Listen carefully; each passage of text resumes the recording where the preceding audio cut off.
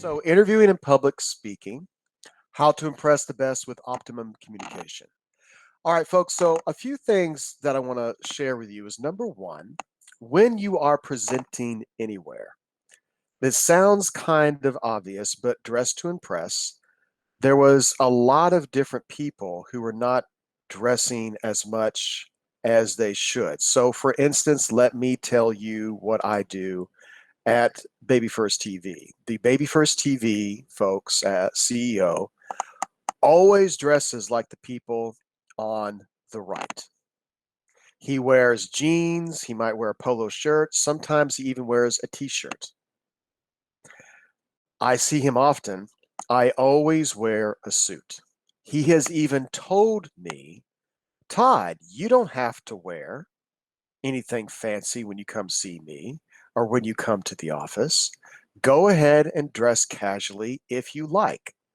I never do. Why?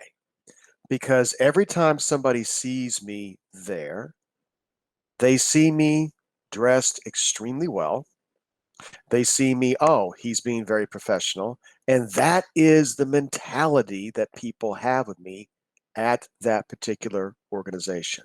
Now, of course, when you have casual Thursdays or what have you, and occasionally I will dress casually, especially if I'm just picking up something or something of that nature. But when you're going to present or you have any kind of formal meeting, it has been shown that people who dress to impress are more successful. There was a study done where people did not know that they were sending out actors to interview for jobs. The actors with lesser resumes, their resumes weren't as impressive, but they dressed better, they looked better, their hair was good. They actually got more jobs than the people with very good resumes who dressed casually and didn't look as good. Now, when it comes to dressing well, it gives you an example here on the left, but basically, whatever makes you feel like, hey, I look good, it gives you confidence. You feel like, hey, now a million people, including moms, are going to give you every opinion on how you should dress very, very professionally. Basically, trust your instincts. If you feel like I look good, I feel like I'm professional, if I walk into a room, this is the best I can look, then you're probably doing okay. But here are some suggestions that you can take a look at. But basically, feel like that you look as best as you can be whenever you give any kind of presentation. Okay. Now, one person before I move on here said, well, Todd, when I'm watching the Tonight Show or I'm watching television, some of these actors are, multi-millionaires and they're dressing very casually. And look, if you get to that level where you're making millions and millions of dollars and you're world famous, then you can get away with that. Okay. And that's also entertainment. We are in the area of business. So being professional and looking good as you can, first impressions are huge. Okay. So I can't recommend this enough. Now, this is another thing that people do a great deal when they are presenting. So listen to how I'm speaking right now, folks. I'm talking to you like I'm talking to one person. This is how I would speak to my best friend if I were giving a presentation. It's okay to have notes when you're giving a presentation. That is fine. That is okay. But when you're just reading your notes, it makes it 10 times worse. Number one, it's boring. You're not having a conversation. You're not making it interactive. Notes should be there to refer to once in a while in order for you to keep track of what it is that you're saying. That's fine. Reporters do this, journalists, talk show hosts do this. A number of people will use notes to refer. Even Marlon Brando, the greatest actor of the 20th century, said, can you have some cue cards and notes that I can glance at to remember where I am in an acting scene? But it's a guideline. If you just stand up there and you're literally just reading from the notes and just not referring to them to keep track, that is not a good way to present. We were amazed when we went to an international forum The congressperson from Los Angeles was there.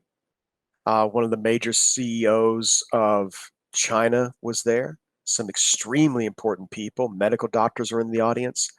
And there was a number of presentations that were being given. Person after person went up there and just read from their notes. You saw people in the audience shifting, looking at their watches, like, oh gosh, this is so boring. It just made them antsy. So know what you're going to say, practice it. And yes, you can have notes, but just use them to refer once in a while and talk to people like you're talking to your friends. Make it conversational, make it interactive. Moving on.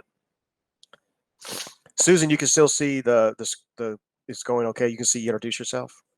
Yes, looks good. Okay. So one of the things that I would suggest you do is definitely tell a story when you first introduce yourself. So one of the most important things for anybody, for athletes, we do this. For people who are giving a presentation, we do this. For anything that you're going to do, for plumbers, we tell people this. What's the first thing you're going to do? Okay. Now, we've already talked about you're going to dress well. You're not going to just read. But what is the first thing you're going to say in a presentation? So many people just talk about, my name is Todd Eller and I'm from East Tennessee and I went to school. Okay, Todd, that's great. That's wonderful. That's lovely. Maybe the first thing you can do is you say to people, I'm going to tell you a story. You've already got the audience's attention. Stories are interesting. Stories are fun. It reminds us of our childhood. Okay. So, for an instance, a story, it can be anything that's related to something that is motivational to get somebody's attention. Let's say I'm giving a presentation on public speaking. Okay. And let's say you're giving a presentation on public speaking or a presentation on how to be motivated or anything. So, here's a quick story. A 12-year-old boy who lived in Kenya, one of the biggest challenges for his family was protecting their livestock on a farm from lions. And this happened particularly at night. Okay. And Richard, as young as he was, noticed that placing lamps in a field didn't really make the lions run away. But when he walked in the field with a torch, the lions suddenly scattered. So, him being, interested in electronics and science and all this kind of stuff, and his parents says he was always like this, he used that experience to create a system of lights that would turn on and off. He did it using solar panels, a car battery, a motorcycle indicator box, and that created this kind of sense of movement that would scare the lions away. Suddenly, villages from all over Kenya began installing Richard's lights. Point being, when you are giving a presentation, what are things that you can bring to it that's unique? Richard from Kenya said, okay, I'm going to figure out a solution here. I'm going to figure out critical thinking. I'm going to give you a lot of ideas today on how to present and how to interview, but also try to think of things, what did Todd not tell me to do? What are things that I can bring to the table? What's going to set me apart from the rest of the pack? If you're giving a presentation, what is it that you can do professionally, positively, that would make you different from the rest of the folks out there? All right. So that's the point of the story. And when you give a presentation, what's a story that you could tell? I found this story, happens to be true. You could tell a story about yourself, about a family member. You could tell a story that happened in college, something about your childhood, something that is poignant, something that makes people think. Some people, oh, that was a good story. You've got their attention and you've got them thinking. Okay? It's one of the best ways to introduce yourself. Humor. Humor is actually a science. It has been studied. It's called gelatology. And humor is something that a lot of people don't try to use because they don't want to embarrass or what have you. It could be any kind of joke whatsoever. I usually tell a story about my grandmother, but here's one about a dad. Dad has a son, and his kid asks, Dad, how much does it cost to get married? And he says, I don't know, son, I'm still paying. So, it can be any kind of silly joke. It can be a pun, just get people laughing. You could tell a story about how silly your family is or how you even failed. You can tell a story that is simply a joke that you wrote. Of course, you want to keep it clean and innocent, but anything that gets people smiling to let them know that it's okay to relax. This isn't just, all serious business, but, you're just having a conversation. So humor is huge. You don't have to try to be a stand-up comedian, but putting in a little joke in there once in a while, lighten it up a little bit, it actually creates more listening. Most of the news that younger people get now are from humorous programs on television, like The Daily Show. Okay. So humor does go a long way. So just, hey, do we have a sense of humor at all, or is this just all serious? It's okay. Make people laugh once in a while if you can, or at least make them smile. All right. After you've introduced yourself, maybe you made them smile. What is the main point of your presentation? Okay, so I'm about to, continue this presentation. Here are some of the points that we're going to go over. I'm going to go over 5 big questions of an interview. Talked about this before in another presentation, but some of you, this is your first time. And for some of you that you've seen me a second time, it's good to cover this again. So in my presentation here, I'm pointing out, here are the 5 big questions that you're going to be able to answer in an interview. Tell me something about yourself. What are your strengths? What are your weaknesses? Why should I hire you? And do you have any questions? That's what we're going to cover. That's the main point of the rest of this presentation. When you give a presentation, after you've introduced yourself, hopefully you've made them smile, you're dressed extremely well, have up there on the screen, or if you don't have a PowerPoint presentation, bring, flyers, just print it out, even if it's just black and white. Hand it out. This is what we're going to talk about. They have it in their hands so they can see it on the screen. So they understand, okay, these are the main points that you are going to cover. This works for professors, as they do this in medical schools. They certainly do this in business, conferences. Politicians are learning to do this now. They go over the same thing over and over and over again to keep their voters on track of what they want them to believe. Okay? So know exactly what the main points of your presentation are before you go up there, and let them know what they are right off the bat. Next. Use visuals. You will notice, Todd, every single frame that we're looking at has a photograph. Well, that's because research has shown that visuals are processed 60,000 times faster than text. Billboards, magazines, you'll notice when you're driving, when you're reading a magazine, have visuals, often pictures of faces. Because in advertising, advertisers know this is far more effective. We're also learning it is far more effective in the classroom for professors and teachers. It's far more effective even when we're teaching medical students. It's far more effective when it comes to business. Use visuals, folks, as much as possible to complement what it is that you're trying to convey to your audience. All right? Next. Before you give the presentation, record yourself. All right? Record yourself, record yourself, record yourself. When I am judging presentations, and I had to do this for 10 years, okay? For 10 years, I had to judge presentations at the Los Angeles College District. And I would tell everybody, okay, look, before you present, and these people, these are not students, these are people trying to get jobs. Before you present, make sure you record yourself and listen to yourself, even if you just listen to yourself by recording yourself on your phone. Make sure you do that before you get on your feet and present.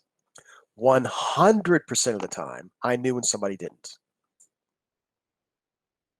because they just weren't as good. When you record yourself and you listen to yourself, you get a sense of your pacing, you get a sense of the words that you use, you get a sense of how good or poor you are. Also, record yourself in different ways. Do it slow, do it fast, do it bad on purpose. I said record yourself poorly. Why? Believe it or not, actors do this all the time. They say, let me do the scene once where I do it really, really badly, because it eliminates the fear of doing a poor job. It actually gets then do it as good as you can. Do it in different ways. Okay? It loosens you up. It makes you more flexible. It also takes out the uh, mm, um, um, um. This gentleman went up there to give a 5-minute presentation. He was trying to get a job at the college district. He said, 82 times. Um, um, it slows the presentation down. It doesn't make it as effective. It makes it look like he didn't rehearse, which he didn't. It's just not an effective way to present. Had he recorded himself, he would have done a much better job. Okay. Can't emphasize that enough, folks. Record yourself. Practice. Do it in front of other friends and colleagues. Get feedback from them. All right, moving on. Don't think of it as a presentation, conversation. Okay? You notice the photograph I use here, he is smiling. Todd, how do I make this into a conversation? Well, first of all, just pretend, even if you're in an audience of 1,000 people, you're talking to your friends. I was talking to my girl the other day, and she said, "Oh, my youngest brother is so shy, Todd. When you meet him, he's going to be so shy." And I said, "Okay. Well, is he shy when it comes to the family?" "Oh, no, no, he's not shy when it comes to the family." "Of course not, because it's family." "Is he shy when it comes to his really good friends?" "Oh, no, he's not shy when it comes to his really good friends." I said, "Okay." So pretend that the audience, they are your friends, they are your family. When you stand up there and you're giving a formal presentation and you say a survey from US Today found that 47% of, oh my, it's like you're a textbook. Notice the way I'm speaking to you right now. I'm speaking to you like you're my friend. This is exactly how I would speak to a friend who I'm trying to get them to comprehend what it is that I'm saying. Ask questions if you can. Now, I understand that some presentations you cannot ask questions. Right now, we have, you folks looking at this as a recorded type of presentation. But let me go ahead and ask at least Susan a question here. So, Miss Susan, when you first go up there and you give a presentation, which I know you have many times, is there a trick or something that you say to yourself to get yourself to relax? Let me hear input from Susan. Susan, please share. It's like you mentioned, I kind of just treat the presentation like a conversation, Mm-hmm. mostly because I tell myself that the audience, they want to know what I'm about to explain. Okay. And yeah, so I'm more in control of the situation than they are. So that's kind of what helps me, work on my nerves during the presentation and to keep it friendly. So to keep a smile and to just relax and to treat it like a conversation. Okay, folks, I hope you really listened to what Susan said. She said something very, very key. She said several things very, very, very key. But one of the most effective things that you can do, Susan said, she just said, I'm in more control than they are. When you are presenting, a brilliant thing to remember. You are in control when you're presenting. That is your room. That is your stage. That is your time. You are the grandmaster. Okay? Not You're not negative about it. It's just this is your room. You are in command. You are in control. Excellent point by Susan. And you can ask questions and get them to be interactive. If you have people asking questions or you're asking questions of them, at least suddenly you know they're listening because they have to respond. Okay. Finally, smile. Again, study after study shows that the first thing that people notice about someone, did they smile? Again, a lady came to UCLA once when we were interviewing. She did a great job. She gave incredible answers. She didn't smile. I don't know if it was nerves or whatever, but they mentioned that's like, what is she mean? And when we asked about her references, they said she's a very nice person, very kind. But several people, it was like 4 or 5 people who interviewed her, said, yeah, I don't think she's friendly.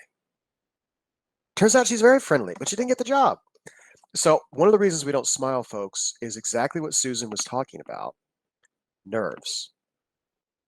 Smile. It'll relax you, by the way. And let me just say one thing that's not even written down here. If you are really, really nervous, you're just, I mean, it happens to the best of us. I've been giving presentations my whole life. I get nervous. We all do. It's a human trait. Admit it. Admit it right off the bat. If you're giving an interview, giving a present, are you nervous? Yeah, folks, listen, I'm just scared to death right now and shaking in my boots, speaking to you good folks, but I'll do the best I can. It relaxes them. They appreciate it. It's honest. They'll start to play, okay, no, we're on your side. One gentleman, he was not from the United States, came in to interview. He says, listen, I'm really nervous. English is not my first language. I apologize if I mess up right off the bat, but I'm going to do the best I can. It was charming. It was honest. We appreciated it. And of course, we told him, said, there's nothing to be nervous about. Take your time. He did great because suddenly he's being honest and revealing. Okay. But remember what Susan said: you are in command, you are in control. That is your room for the next 5 minutes or 20 minutes or however long it is that you present. Okay. Now, let's just quickly, I know some of you have seen this before, but again, why do we show commercials over and over again? Why do we have politicians say the same thing over and over again? Because the more we tell you this, the more likely it is you're going to remember. The other stuff I showed you was new. This, some of you have seen before, but I really want you to pay attention. These are some key questions that will be asked of you in an interview. Now, they may ask you these questions, they may not, but we have found at the UCLA Career Center that if you can answer these questions, you can answer just about any question that they put to you. Tell me something about yourself. The biggest mistake people make is, well, I'm from East Tennessee and I grew up there and I went to Carnegie Mellon University and then later, oh, okay.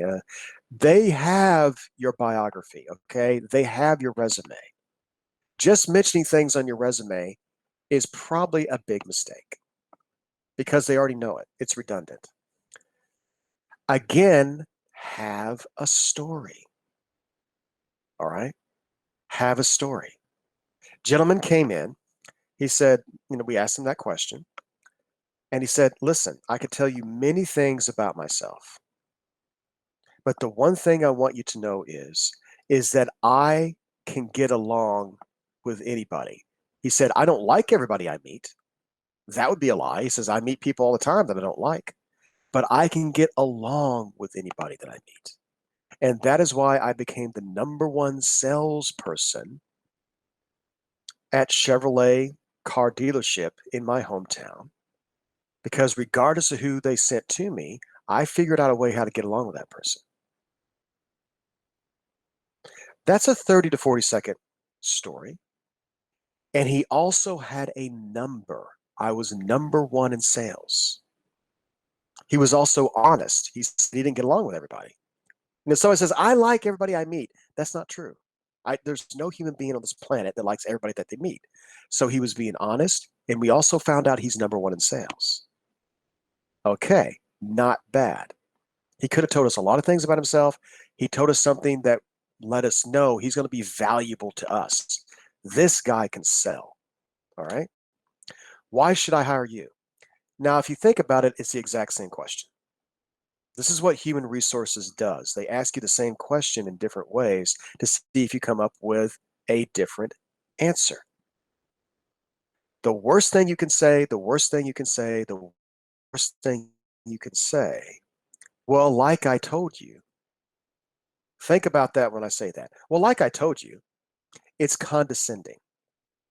I'm almost telling you that you're not bright. But the main thing it does is it tells me you don't have anything else to say about yourself. Even when I tell people, don't say like I told you, they interview and I watch them and they say it. They go, oh, I'm sorry, Dr. Eller, you're lying. It's something that we say all the time because we run out of things to say. Folks, have a second story. A lady came in. She answered the first question. Why should I hire you? She told us another story. She said, well, the reason that you should hire me is I have been studying your company for quite some time. And one of the principles of your company is that you believe in the 7 strategies of advertising. I use those 7 strategies of advertising at my club at my university when we were doing fundraising for the university. I was put in charge of that. And I raised more money than any other student in the university's history. A short story. And again, she kind of had a number that she did more money than anybody else in history. And she told me that she's been studying our company. This was for Chet Holmes International. Okay. So she gave us a second story. It was different than the first. Okay. What are your strengths? Once again, it is telling you another story. So, my point being, folks, have 3 different short stories about yourself that have numbers. I just gave you 2 examples. If you forgot the 2 examples, this is being recorded. Hit the reverse button and hear them again. But let me tell you one really quickly again. I told you this one before. A gentleman said, Todd, I don't have any stories. I haven't done that much in my life. I haven't done anything. Folks, think about sports. Did you accomplish anything in sports? Do you play the violin? Did you accomplish something in your classroom? One gentleman said, well, I was the leader of my classroom for a project. You could talk about something like that. Another gentleman said, Todd, all I did was is work at a hotel. Well, I kept asking the questions, and finally he had figured out one day all he did was check people into the hotel. He knew that the maids had gone home that day. The hotel room he was checking a couple in was dirty. He said, excuse me, ma'am, sir, can you give me 10 minutes? He ran into the hotel room, cleaned it up, and then he checked them in. I said, you just saved that hotel $5,000. He said, how? And I said, if they had gone into a dirty room, they would have gone on Yelp. They would have given the hotel a bad review, and that would have caused at least 10 extra customers not to go to that hotel. That's your story. You saved the hotel $5,000 because you go above and beyond the call of duty. That wasn't your job to clean up the hotel room, but you did it. He went, I didn't think of that. Rack your brain. Talk to your friends. Talk to your former professors. Talk to your colleagues. Talk to your former bosses.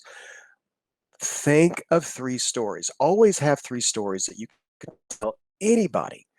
What if you're at a party and you meet the CEO of Facebook or whoever it is that you want to work with? And the person says, tell me something about yourself. You need to have a story right then and there that you can tell in 30 or 40 seconds that's going to impress someone. Always have a story about yourself. It's amazing people go to 6 years, 8 years, 4 years to college. They don't even have a story about themselves. Have 3 stories. Okay. 3 stories with numbers. Told you about this one here, 5,000 or whatever it was. Weaknesses. One of the biggest problems that people have is, again, they ask you, what are your weaknesses? They go on and on and on about their weaknesses. I believe in being honest. I believe in being truthful, but you don't have to tell people the whole truth. You don't have to tell people your biggest weakness. Okay? Somebody said, what is your biggest weakness? Oh my gosh, I can be so lazy and I can be late and blah, blah. So, well, that is true about yourself. Then you need to work on yourself, but you're not going to get the job. You can start off with a joke. If somebody says, what are your biggest weakness? What's your biggest weakness? Hamburgers, my wife, whatever it is. You can make them smile, but you can say, no, but seriously, sometimes I'm too hard on myself, but I'm getting better. It's one sentence. One sentence, that's it. And you end it with, but I'm getting better. That's it. And don't tell them a weakness that is such a big deal. You can tell the truth, but you don't have to reveal everything about yourself. This is not therapy, okay? Do you have any questions? The before I'm not asking you guys that. They're saying if they're going to say that to you when you're in an interview situation. Almost 100% of the time, they are going to say, "Do you have any questions?"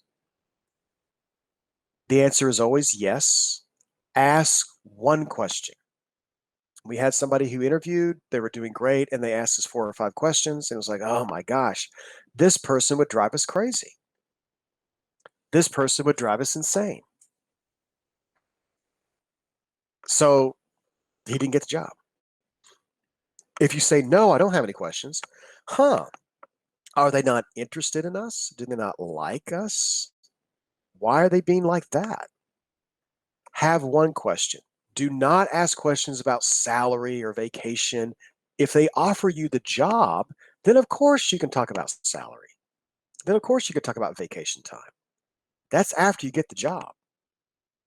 Get the job first. So an example of a good question would be, what would your advice be to anybody who starts working here? That's it.